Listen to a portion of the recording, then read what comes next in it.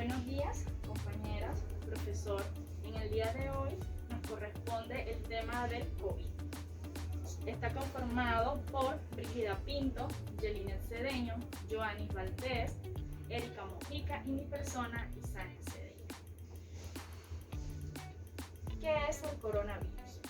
El coronavirus debe su nombre a un aspecto que presenta una enfermedad de la cual es de los animales, pero también en los seres humanos. El mismo virus está conformado por la palabra zoonótico, que se puede transmitir entre los animales y también los seres humanos. ¿Qué es el COVID? El COVID es una enfermedad de la cual se deriva también del coronavirus. El mismo se presentó en el 2019, de la cual ahorita mismo a nivel mundial tenemos esta enfermedad. ¿De dónde se originó? Y la historia del coronavirus. Fue a partir del 31 de diciembre del 2019 en el país de China, específicamente en la provincia de Wuhan, en el mercado de mariscos más conocido, en la venta de animales vivos. Ahorita mismo no se presenta o no se han confirmado de qué animal ha sido producido este virus. Gracias. Buenas noches, profesora Armando Natera y familiares presentes. Mi nombre es Erika Sabina Mojica Rodríguez. El día de hoy tengo el gusto de exponerle el trabajo de extensión y docencia patológica del COVID-19. En primer lugar, les voy a hablar sobre la estructuralidad del COVID-19. Pues bien es cierto, son un virus esférico que mide entre 80 a 60 nanómetros de diámetro, con una envoltura de bicapa lipídica. El examen genealógico del SARS-CoV-2 reveló que pertenece a la familia de coronavirus del género beta coronavirus. El genoma del virus SARS-CoV-2 codifica 4 proteínas estructurales, las cuales son proteína S, proteína E, la proteína M y la proteína E. Pues bien es cierto, podemos ver aquí que la estructura viral del COVID-19, ella está compuesta por una envoltura viral, la cual es una envoltura de lípidos, glicoproteínas del material genético. También cuenta con un ARN enrollado, que es el sujeto de proteínas de las que está cubierta. La proteína S es la proteína que usa el virus para poder entrar a las células humanas, y la proteína E es la que va a ayudar a infectar a las demás células del cuerpo.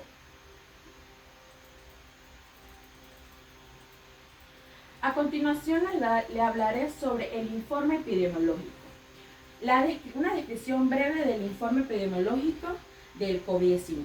El 31 de diciembre del 2019, la Comisión Municipal de Salud y Sanitaria de Hunan, provincia de Hubei, China, informó sobre un grupo de 27 casos de neumonía de etiología desconocida, es decir, que eran enfermedades, no conocían el origen de estas enfermedades, con una exposición común en un mercado mayorista de mariscos, pescados y animales vivos en la ciudad de Hunan, incluyendo 7 casos graves.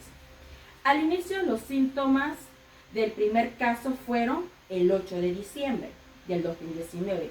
El 7 de enero del 2020, las autoridades chinas identificaron como agente causante del brote el nuevo tipo de virus de la familia coronavirus, que posteriormente ha sido denominado SARS-CoV-2, cuya secuencia genética fue compartida por las autoridades de China el 12 de enero.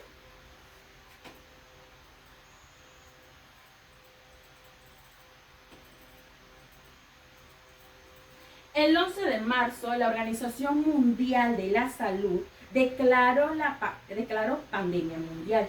Desde el inicio hasta la fecha de este informe se ha alcanzado más de 90 millones de casos confirmados en todo el mundo En concreto, el SARS-CoV-1 en el 2003 ocasionó más de 8.000 casos en 27 países y con una letalidad del 10%.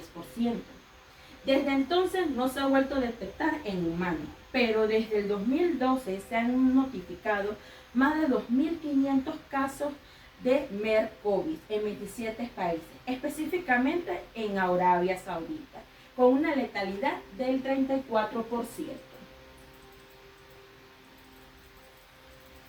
Ahora le hablaré de la fuente de infección del COVID-19. Al igual que los demás brotes causados por el coronavirus, la fuente primaria, que probablemente se sospecha que fue producida por origen animal. En que respecta a su posible origen ancestral, el virus más cercano es el COVID-13, aislado años antes en un murciélago en una herradura de Yunnan al suroeste de China. Los murciélagos, por otra parte, albergan una gran cantidad de coronavirus. El origen ancestral del SARS-CoV-1 es de un murciélago, el cual se sospecha que pudo haber evolucionado al SARS-CoV-2 a través de los hospedadores intermediarios. Su mecanismo de transmisión. En este caso vamos a hablar de dos tipos de mecanismos de transmisión, los cuales vamos a hablar es de animal humano y de humano a humano. Principalmente vamos a hablar de animal humano. En el modo en que pueda transmitirse el virus de frente es en los animales. En los primeros casos humanos es desconocido. Todo apunta a que el contacto directo con estos animales infectados o con sus secreciones. La infección de los animales por SARS-CoV-2 tiene una implicación para la salud humana animal, el bienestar animal y la conservación de la fauna silvestre, al igual que investigaciones biomédicas. El mecanismo de transmisión humano-humano. Con la evidencia científica acumulada se considera que el SARS-CoV-2 puede transmitirse de persona a persona por diferentes vías, siendo principalmente el contacto y la inhalación de gotas aerosoles respiratorios emitidos por un enfermo hasta las vías respiratorias e inferiores a una persona susceptible. En este caso podemos ver aquí un ejemplo, una persona infectada que tira micropartículas del virus a una persona que esté expuesta, es decir, en contacto cercano a una persona enferma. Los infectados por aerosoles pueden estar de 2 a 0.5 micras, los aerosoles torácicos de 10 a 15 micras y los aerosoles inhalatorios menor de 100 micras.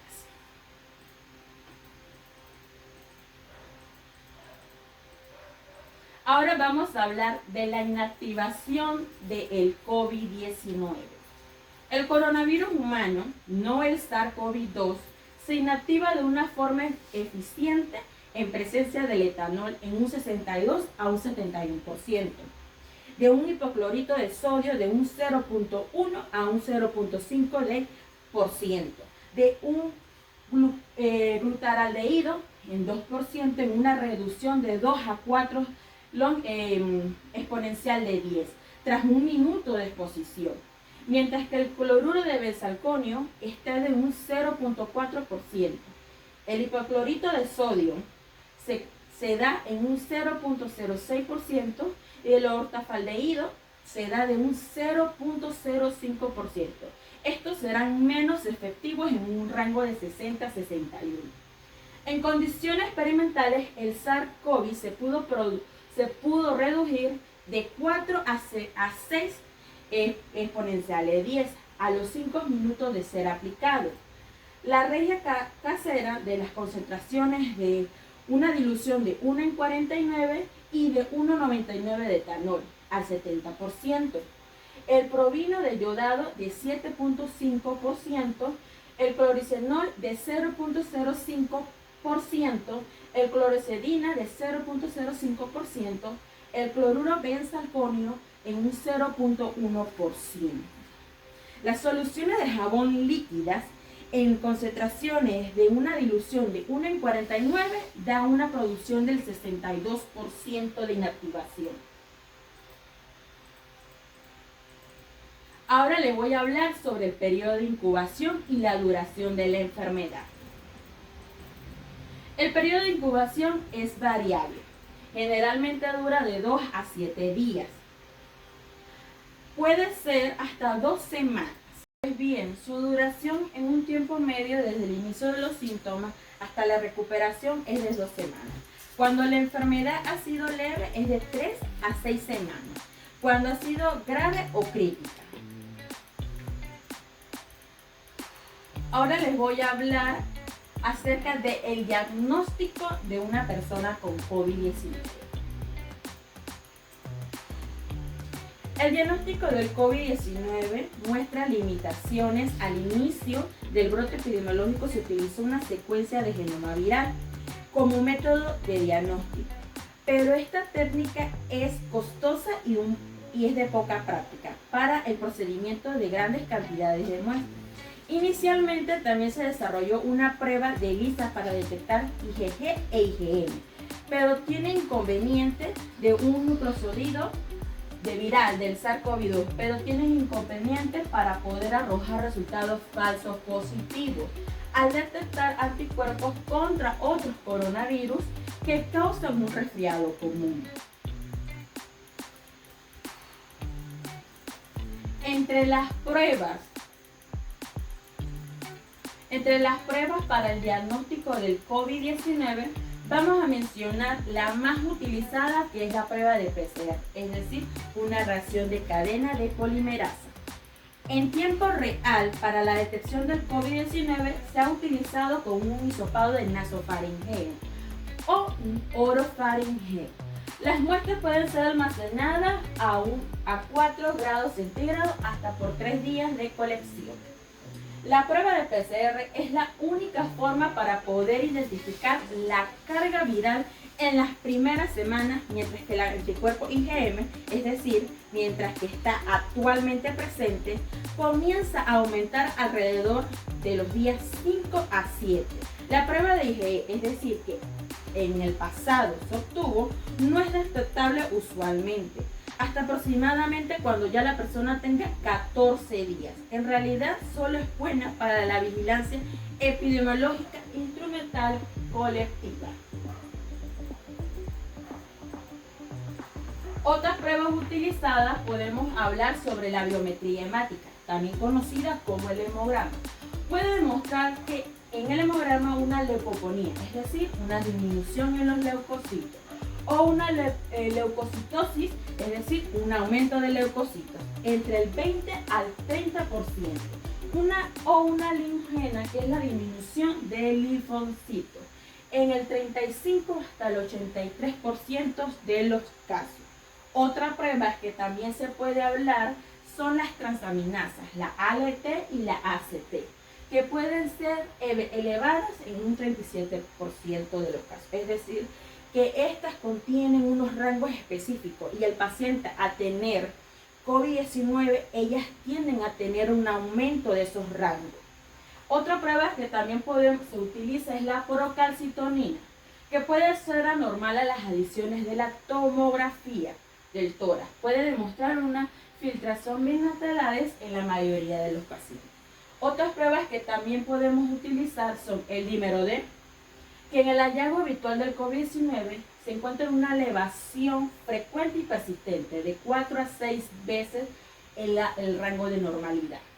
Esto significa que una linfonía muy frecuente, persistente del 70 hasta el 80%, es decir, que hay una alta tasa de linfocitos disparados. El fibroma plasmático es una elevación muy frecuente y persistente, superior a los 5 gramos sobre litro. Este es muy incierto su significado. El tiempo de la troponina es la prolongación moderada, es decir, alrededor de 15 segundos. Su significado es que puede disminuir en fases tardías a partir de los 14 días. El tiempo parcial de trombocitosina activada plaquetaria. Inhibe variaciones de forma irregular. Esto significa un pronóstico de algunos estudios relacionados con la mortalidad. La antitroponina es un recuento variable o normal o disminuido sobre los pacientes críticos. No ha hallado una relación de pronóstico de mortalidad. La ferritina se va a encontrar en un descenso moderado, alrededor de un 80% de estas actividades. Y por último, el recuento del linfocito, que como ya se mencionó, se va a desarrollar una linfopenina muy común del 70 al 80%. Otra prueba utilizada para el diagnóstico del COVID-19, estamos hablando de la radiografía del tórax de un paciente de COVID-19. Las flechas verdes marcadas están como opaquizas, asimétricas y irregulares en ambos pulmones. En la tomografía del tórax de un paciente de COVID-19 en etapa inicial, las flechas amarillas marcan una consolidación y las flechas naranjas marcan una consolidación de vidrio esmerilado. En la tomografía C podemos ver que un paciente con COVID-19 en etapa tardía, las flechas amarillas marcan una consolidación y las flechas naranjas marcan una consolidación de un vidrio esmerilado en un patrón reticular e importante para la distorsión anatómica. Muchas gracias. Buenos días, profesor Armando Natera. Hoy le voy a hablar sobre los síntomas y medidas de prevención del COVID-19. No todas las personas que tienen esta enfermedad presentan los mismos síntomas. Entre los síntomas más comunes que presentan las personas están la fiebre, tos seca, pérdida de olfato y de gusto. Entre los más graves está la dificultad para respirar y problemas con la presión.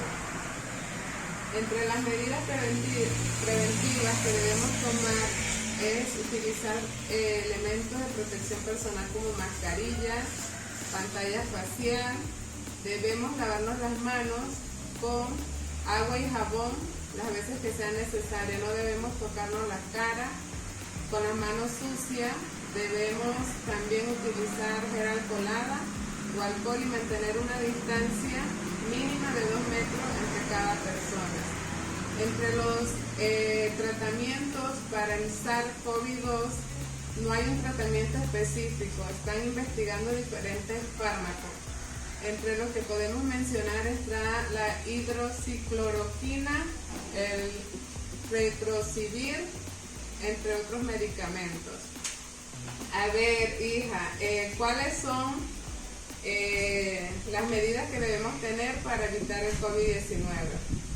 Debemos guardar una distancia de 2 metros. Debemos usar gel alcoholado o alcohol. Debemos lavar las manos frecuentemente. Debemos usar la mascarilla y la careta.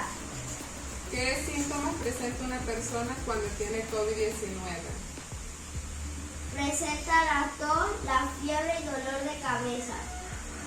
Muchas gracias.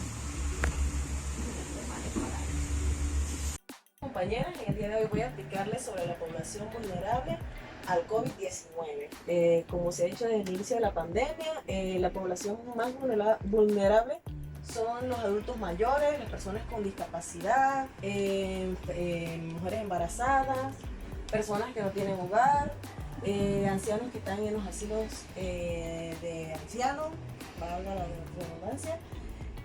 También como han sido las personas con problemas de diabetes, hipertensas, también personas con problemas de asma, que pues, son una de las personas que son bastante vulnerables ante esta pandemia que se ha generado en el mundo.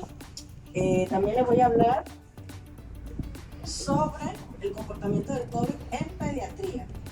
La frecuencia del COVID en los niños, pues se ha visto que en la actualidad los niños son poco frecuentes de que se contagien del COVID. Los niños con enfermedades crónicas son los que están pues, un poquito más afectados. Los síntomas del COVID-19 en niños, bueno, se ha visto que también ellos son más, el área son asintomáticos. no han tenido muchos problemas con eso, de las consecuencias del COVID.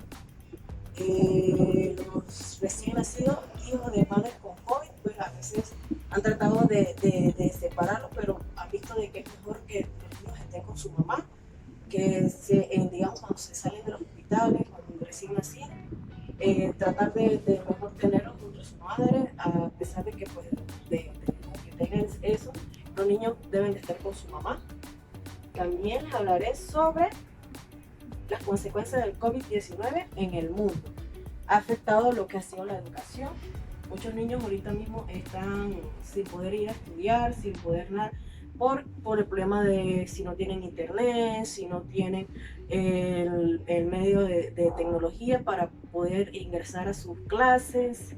También lo que es la pobreza. Ahorita mismo en la actualidad hay mucho desempleo, muchos problemas con las personas que no tienen cómo pagar sus alquileres. También en el área de salud ha afectado también lo que ha sido las personas que tenían sus citas médicas y no han podido realizarse sus exámenes.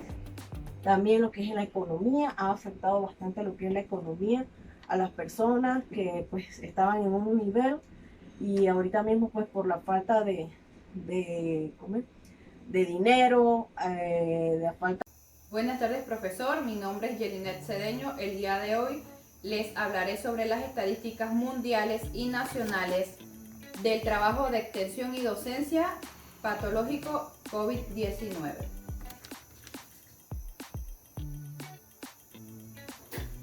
Las estadísticas mundiales del COVID-19. En la actualidad existen unas estadísticas semanales del COVID-19 que la Organización Mundial de la Salud ha solicitado a todos los países afectados por esta pandemia tener los registros sanitarios actualizados, los pacientes que se infectan, que se han recuperado y los que se han muerto. Es por eso que hasta el 13 de agosto de 2021 a las 8:47 p.m. notifican que existen 4.333.094 muertos a nivel internacional. Al igual, ellos manejan una estadística de los pacientes que se han vacunado a nivel mundial, los cuales son 4.428.168.759 dosis aplicadas entre las vacunas Pfizer, AstraZeneca, entre otras. Es importante señalar que desde los primeros casos confirmados del COVID-19, desde la fecha 9 de marzo de 2020, se han notificado 116.336.000 casos acumulados, de los cuales el 31% fueron notificados en el mes de diciembre de 2020. En resumen, desde el inicio que se declara la pandemia del COVID-19, más de 56 países fueron afectados, entre las cuales se pueden mencionar los territorios de América del Sur, América del Norte, una conducta insistente en mantener activadas los casos, es decir, que contribuyen con la mayor producción de casos confirmados. Los países que han tenido una alta tasa de contagios han sido Estados Unidos, Brasil, Rusia, España, Italia, Francia y Alemania. Pero Panamá no se escapa de estadísticas, ya que desde que se declaró la emergencia sanitaria en el país, los casos confirmados han ido en aumento, teniendo una cantidad de casos confirmados como 862 casos en el día, 9 fallecidos, pruebas realizadas 11.014, recuperados 893, total hospitalizados en sala 320 y casos confirmados como 862 casos en el día, 9 fallecidos, pruebas realizadas 11.014, recuperados 893, total hospitalizados en sala 320 y hospitalizados en cuidados intensivos 110.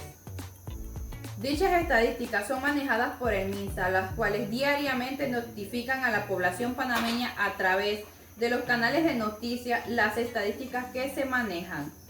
Hago un llamado de atención, cuidemos ya que el momento de bajar nuestra guardia contra el COVID-19.